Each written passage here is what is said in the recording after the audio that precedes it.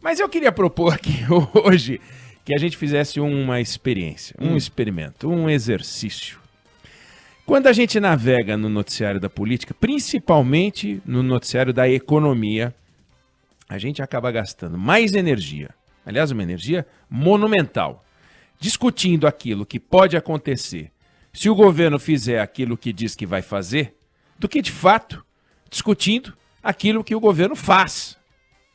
Bom, primeiro porque o governo faz muito menos do que diz que vai fazer. Então, como ele diz que vai fazer um monte de coisa, a gente acaba discutindo as coisas que ele diz que vai fazer e depois não sai. Quantas vezes aqui, Débora Alfano, Felipe Bueno, a gente discutiu a CPMF. É incontáveis, né? Por quê? Porque a fábrica de balão de ensaio do governo Bolsonaro soltou quantos balões falando em CPMF? E aí, a gente leva o governo a sério, porque é para levar a sério, governos são feitos para levar a sério, embora a experiência sugira que a gente não leve a sério, mas a gente leva.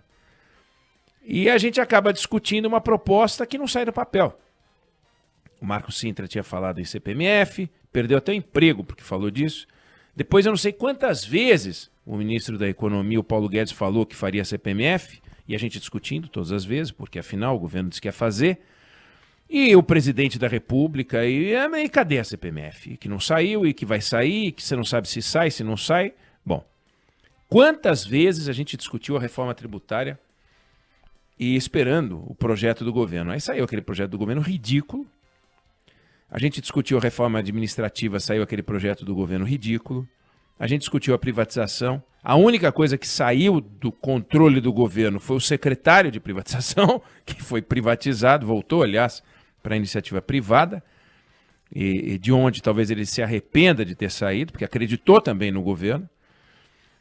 E o tempo mostrou o quê? Que esse governo fez muito pouco na área econômica. Colocou a sociedade para discutir, colocou o Brasil para discutir aquela tensão e não soltou nada que realmente prestasse de muito diferente. Uma reforma tributária ridícula, uma reforma administrativa pífia, uma privatização que não saiu.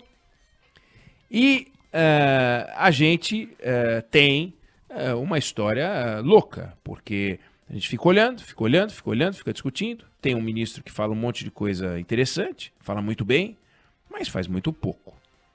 E aí, lançaram ontem o balão de ensaio dos balões de ensaios, que é o Renda Cidadã, que na verdade é o Renda Brasil, que na verdade é o Bolsa Família vitaminado com mais limão, mas que não pode ser Bolsa Família porque é do PT, que não pode ser Renda Brasil porque o presidente Bolsonaro disse que não lançaria mais o Renda Brasil e que ficaria com o Bolsa Família até o final do seu governo, aliás, até 2022. E aí ontem, então, vem o Renda Cidadã, que é o Renda Brasil, que é o Bolsa Família vitaminado. Bom, por razões óbvias, o governo estava pagando R$600 de auxílio emergencial, caiu para 300, acaba em dezembro, e vai a zero. E a popularidade do presidente acontece o quê quando for a zero? Desaba. Então precisamos achar um jeito, arrumar dinheiro para fazer o Renda Cidadã, que tem seu valor, tem sua função social, é indiscutível, mas o dinheiro tem que sair de algum lugar que a Constituição abrace. Não pode sair de qualquer lugar, né? E a Constituição não abraça nada que fure o teto. Então vamos dar um jeito de fazer um negócio que não fura o teto. E aí a gente inventa um negócio que não fura o teto. Como que a gente faz? Não tem jeito. Mas vamos fazer o seguinte, vamos dar uma interpretada. Vamos pegar o dinheiro do Fundo de Desenvolvimento da Educação Básica, o Fundeb, que foi ampliado pelo Congresso Nacional recentemente, e a gente pega e desvia esse dinheiro. Não, peraí, não entendi. A gente pega o dinheiro do Fundo de Desenvolvimento da Educação Básica e desvia o dinheiro. Mas não era para o fundo de... Não é para educação? É para educação. Mas a gente desvia o dinheiro. O que mais a gente faz? Não, a gente faz uma outra coisa. A gente está devendo uma grana aí, né? Que grana? O precatório. Precatório. Aliás, ao falar em precatório, eu não consigo deixar de pensar no Arnaldo Antunes. O Felipe Bueno, coloca para mim. Disco, CD ou virtual? Põe vinil. Vinil, vamos lá então, vinil. por favor. Débora Alfano. Me ajuda aqui. Sujeito, sujeito, predicado, ponto. Aspecto terminativo, ponto. Substantivo, ponto. Pronome advérbio, verbo no presente, vírgula, oração subordinada adjetiva. Por que eu não consigo ouvir a palavra precatório e deixar de pensar no Arnaldo Antunes? Porque eu fico pensando assim, precatório, predatório, vexatório, mandatório, obrigatório, sanatório, aleatório, relatório, repertório, refeitório. Eu penso no Arnaldo Antunes, entendeu? Porque é isso, precatório é Arnaldo Antunes, é isso. Precatório é uma ficção, mas é uma realidade. O que é o precatório? O governo está devendo uma grana de pensão, de salário, de aposentadoria, de indenização, de desapropriação, de um tributo. Está devendo. A justiça disse, tem que pagar. Saiu uma ordem da justiça para pagar. E o governo coloca essa ordem para pagamento. É um dinheiro que não pertence ao governo, pertence às pessoas. Ordem da justiça. Pague fulano de tal a quantia tal devida. Aí o governo coloca no orçamento lá um valor para pagar uma parte das dívidas absurdas que acumulou ao longo do tempo. O governo federal, o governo estadual, o governo municipal, todos têm dívidas monumentais e não tem como pagar. Então é tudo caloteiro. Como é que se organizou o calote? Desde a Constituição de 1934. Criaram essa figura do precatório. É uma ordem de pagamento, entra no orçamento desse ano, por exemplo, no Orçamento Geral da União, tem lá 55 bilhões para pagar dinheiro que não é do governo, é dos outros. Tem pessoas idosas, doentes, pessoas que estão esperando esse precatório há 10 anos e esse dinheiro não sai, esse dinheiro não sai. Aí o governo coloca lá que vai pagar 55 bi. Põe no orçamento. Só que o orçamento é um compromisso de pagamentos que podem ou não acontecer de acordo com o caixa. Aí o governo gasta dinheiro com a saúde, com a educação, com salário, diga-se de passagem. Os governos gastam quase R$1 trilhão com salário, 14% do PIB, vão pagando. E aí não consegue pagar. 55 bi, joga para o ano que vem, emite mais precatório e assim vai. É uma farra, precatório. Aí o governo quer pegar o dinheiro que já não é dele, que é do Fundo de Desenvolvimento da Educação Básica. Quer pegar um outro dinheiro que este, então, nem lhe pertence, está sob sua guarda, que é o precatório, predatório, vexatório, e engrossar o dinheiro, o fundo que vai pagar o Renda Cidadã. Nome disso, pedalada. Porque quando você pega um dinheiro, pega uma ordem de pagamento e monetiza e transforma em dinheiro, aquilo vira recurso vivo. Se você usa para outra coisa, aquela dívida permanece. Então como é que eu posso pegar o dinheiro que eu devo para o Felipe Bueno? Eu devo 10 mil para o Felipe Bueno. Era mais. E pego... Hein? Era mais. Pois é, já tomou um calote. Devo 10 mil para o Felipe Bueno, uso o dinheiro do Felipe Bueno e para outra coisa. Continua a dever 10 mil. Eu não paguei aquele 10 mil do Felipe Bueno, então eu gerei dinheiro, eu fabriquei 10 mil. Se eu peguei o dinheiro do Felipe Bueno e dei para outra pessoa, eu fabriquei 10 mil reais. Nome disso? Pedalada. Foi assim que a Dilma Rousseff perdeu um emprego. Pedalou. E aqui tem uma mega pedalada, mas uma mega pedalada. É uma pedalada que envolve o Fundeb, envolve o precatório. Óbvio que se o Congresso Nacional resolver, por sua maioria, ignorar, ao contrário do que fez com a Dilma Rousseff, porque não tinha apoio político, nós vamos patrocinar uma pedalada oficial, vai ser lindo. Ver o Brasil pedalando. Qual foi a consequência imediata disso? Mas imediata. Desse absurdo, dessa violência orçamentária. Custou $1 bilhão já de brincadeira, que foi o Banco Central, teve que intervir, leilão extraordinário, vendeu quase $1 bilhão, a Bolsa desabou 2 e tantos %, os juros futuros dispararam, porque as pessoas viram o óbvio. O Brasil perdeu o controle, o Brasil furou o teto, acabou. Virou a desordem, virou a balbúrdia, baderna total. Cadê o ministro da Economia? O ministro da Economia que está se segurando com as unhas para não ser tirado do ministério. Está fazendo o que for necessário para permanecer no cargo. Tudo aquilo que ele pregou, esquece, não vale mais nada. Ontem ficou público, todo mundo viu na frente de 30 pessoas sem máscara, a máscara do ministro da Economia caindo, se curvando à política mais rasteira, que é a política do ataque ao orçamento, que é o desrespeito aos princípios básicos de construção de um país, que é o respeito ao dinheiro da sociedade. Então vão pegar o dinheiro da sociedade e fazer uma pedalada. Mas por que eu propus de largada uma experiência, um exercício, um experimento? Porque assim que saiu a notícia, e pegou mal, mas pegou muito mal, quando, como sempre acontece, o presidente vem e desconversa.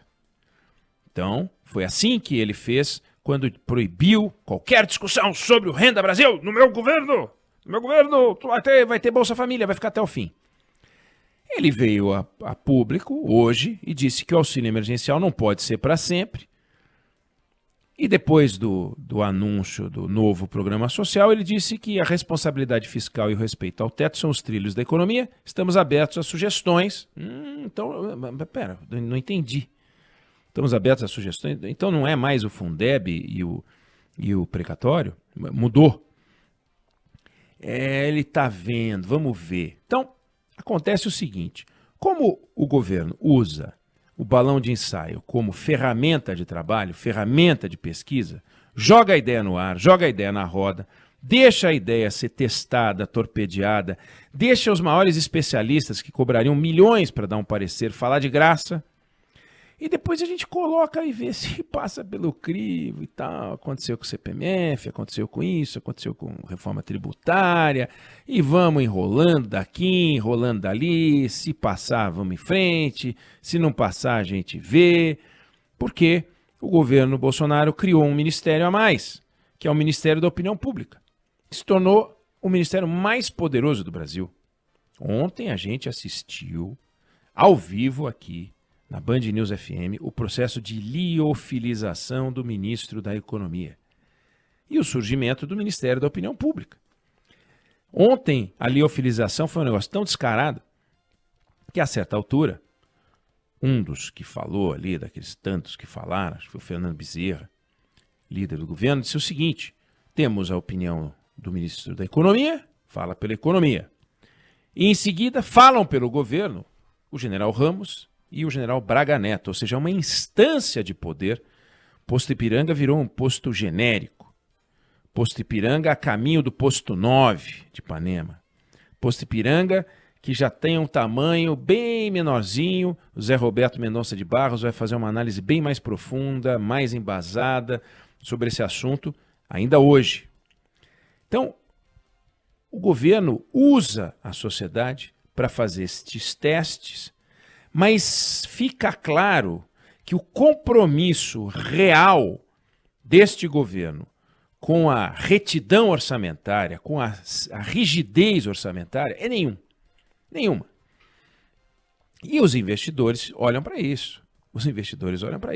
Começam a falar, é melhor a gente ir para um país conflagrado, em guerra, porque lá a gente sabe para onde o tiro, quanto que o tiro caminha dentro de disparado por um fuzil, 2.000 metros, se for um 38, 40 metros. Mas os tiros disparados pelo governo federal, lá daquele país lá, Brasil, a gente não sabe. Porque o governo furando o teto significa que não vai sobrar dinheiro para pagar as minhas dívidas. Aquela dívida que o governo tem, que é monumental, a dívida pública brasileira é monumental, 100% do PIB, caminhando para 100% do PIB, esse dinheiro não vai entrar no meu bolso. Por quê? Porque eles estão pegando até as dívidas que eles têm, que são dos precatórios, e enfiando no orçamento para pagar despesa corrente, que não pode fazer isso. Como isso vai ser discutido? Baixaram o nível. Não, os governos estaduais e os governos municipais têm limite para pagar. Tem limite para pagar precatório, porque eles estão quebrados, eles não têm dinheiro para nada. Então estabeleceram um limite mínimo de pagamento. No mínimo tem que pagar X. O governo federal não pode pegar um dinheiro que não é pago quando acabam os recursos, porque o precatório só não é pago quando acabam os recursos orçamentários, e torná-lo prioridade na lista de pagamentos, com uma despesa para financiar um projeto de tamanha importância como Renda Cidadã. Então nós vamos acompanhar, nós estamos testemunhando uma pedalada, nós estamos testemunhando o fim do ministro Paulo Guedes, acabou, pode nascer um outro ministro Paulo Guedes, menorzinho, bem pequenininho, assim, tipo aqueles Playmobil, virou um Playmobil, né? Playmobil Guedes, um ministrinho que faz o que for preciso para não sair de lá, que, sei lá, de repente ele quer ser o mais longevo ministro da Economia, resolver suas frustrações por nunca ter sido chamado para o governo, apesar de ter idade para já ter passado pelo governo umas 2, 3 vezes. Então, nós estamos acompanhando o surgimento do Ministério da Opinião Pública, nós estamos acompanhando mais um balão de ensaio, nós estamos acompanhando o fim do ministro da Economia, nós estamos acompanhando uma pedalada, então é um momento extremamente delicado da economia nacional.